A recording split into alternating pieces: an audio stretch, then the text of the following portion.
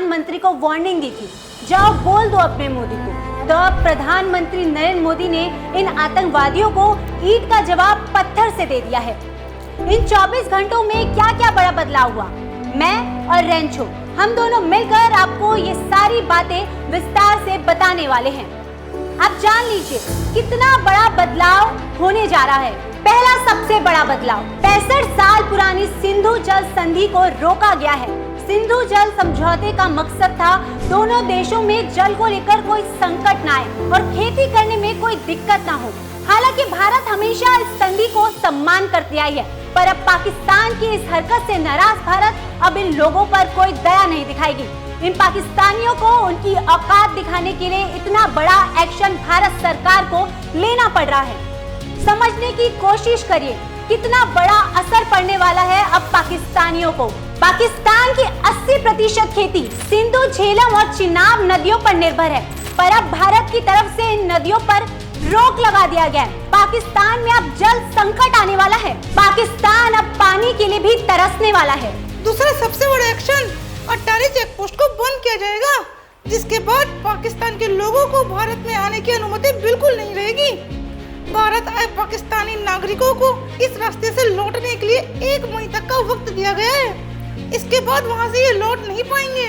लगता है भारत ने अब ठान ही लिया है कि पाकिस्तान के साथ अब थोड़ा सा भी रिश्ता नहीं रखना है। तभी तो ये तीसरा बदलाव पाकिस्तान को भारत से और दूर करने वाला है। भारत में पाकिस्तान के वीजा पर रोक लगा दी गई है।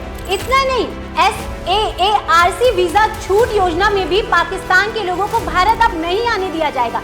कई बार ऐसा देखा गया है कि पाकिस्तान के लोग रिश्तेदारी के नाम पर और धार्मिक यात्रा के नाम पर भारत आ जाते हैं, फिर आतंकी हमला करने लगते हैं, पर अब उन्हें भारत बिल्कुल आने नहीं दिया जाएगा। इसके साथ ही हाई कमीशन से डिफेंस एडवाइजरी हटाई गई है और इसके साथ ही भारत में भी अपने मिलिट्री नेवी फोर्स को इस्लामाबाद स्थित इंडियन हाई कमीशन से वापस बुलाया जा रहा है। इन बड़े निर्णय से तो इन दोनों देशों के बीच बिल्कुल ही बातचीत बंद होने वाली है। पांचों के पांचों डिसीजन पाकिस्तान को उनकी औकात दिखाने के लिए है, ये बताने के लिए है कि भारत अब शांत नहीं बैठने वाला। सही बोल रहे हो तुम रेंचो। आपको मैं फिर से एक बार याद दिला दूं, 22 अप्रैल मंगलवार को करीबन 2:45 में पहलगाम में बैसारन घाटी में आतंकियों ने पर्यटकों पर फायरिंग कर दी और उनसे जाति नहीं पूछी, उनका नाम नहीं पूछा, बल्कि उनका धर्म पूछा और हिंदू होने पर उन्हें मार डाला। 27 लोगों की मौत हो गई। वो बेकसूर 27 लोगों की मौत से पूरा भारत रो रहा है। भारतवासियों और हमारे वीर सिपाहियों के अंदर आक्रोश है उन पाकिस्तानियों के लिए जिन्होंने वर्दी को बदनाम करने की कोशिश की है। याद है तुम्हें तितली, जब पहलगाम अटैक के बाद भारतीय सेना के जवान बैसन घाटी पहुँचे तो वहाँ मौजूद पर्यटक उन्हें आतंकवादी समझ बैठे थे। हाँ याद है मुझे वो वीडियो। फिर क्या, जवानों को देखकर महिलाएं और बच्चे हाथ जोड़कर रोने लग गए। उन्हें लगा कि आतंकवादी वापस आए हैं और फिर से उन पर फायरिंग करेंगे। इसके बाद जब जवानों ने उनसे कहा कि हम इंडियन आर्मी से हैं, तब जाकर वो लोग शांत हुए। आप पहले ये वीडियो देखें। हम लोग फौज हैं, हम लोग बैठो हम लोग फौज हैं, बैठो अरे हम लोग फौजी हैं, कुछ नहीं करेंगे। आपकी सेफ्टी के लिए आए हो, आपकी सेफ्टी के लिए आए हैं, बैठो आपकी सेफ्टी के लिए आए हैं। हम इंडियन आर्मी है, बैठो। आप लोग कहाँ से आए हो, कहाँ से आए आप लोग?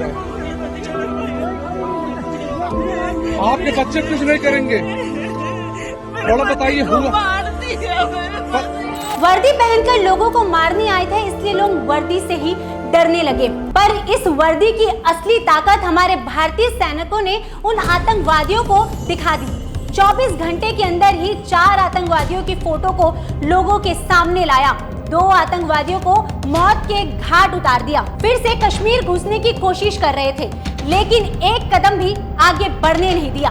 अब सबसे बड़ी सोचने वाली बात यह है कि इन आतंकवादियों ने 22 अप्रैल की तारीख ही क्यों चुनी? उन्होंने और कोई तारीख क्यों नहीं चुना? तब प्रिंट की एक रिपोर्ट ने दावा किया है कि ये आतंकवादी 19 अप्रैल को प्रधानमंत्री के कटरा विजिट के मौके पर हमला करने वाले थे। उनका ये विजिट कैंसिल हो गया था, इसलिए आतंकवादियों को मजबूरी में ये प्लान आगे बढ़ाना पड़ा।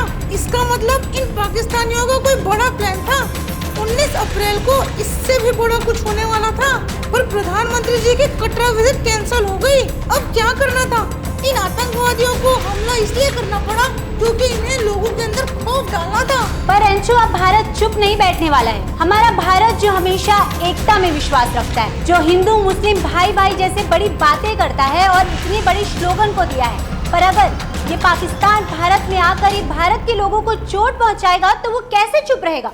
बताओ तुम्हें याद है वो यूपी का शुभम द्विवेदी जो अपनी पत्नी के साथ कश्मीर में हनीमून मनाने आया था।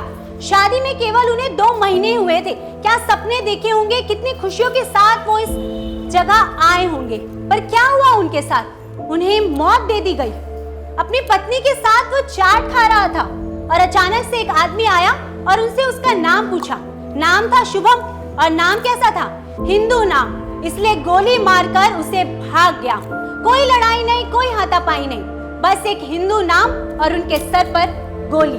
क्या बोलते भेलपुरी खा रहे थे, मेरा पति साइड में था, एक इंसान आया, उसने उसको गोली मार दी। यहाँ पे उसने बोला कि ये शायद मुस्लिम नहीं है, उसने उसको गोली मार दी। ऐसा एक केस नहीं हुआ है, बल्कि कई केस ऐसे हैं। सबके नाम बताऊंगी मैं तुम्हें। विजय हरियाणा के थे, दिलीप महाराष्ट्र के थे, सुदीप नेपाल के थे और मनीष हरियाणा के और छत्तीसगढ़ के दिनेश। इन सब की क्या गलती थी? सिर्फ हिंदू नाम था इसलिए इन्हें मार दिया गया। हर एक आदमी हिंदू। पहलगाम में घोड़े से, क्योंकि वो रास्ता बहुत खराब था। हम जैसे पहुंचे ना, हमें भूख लगी थी तो हम खाना खाने के लिए गए। अचानक से वो कुछ गोलियों की आवाज़ आई, हम सब भागे।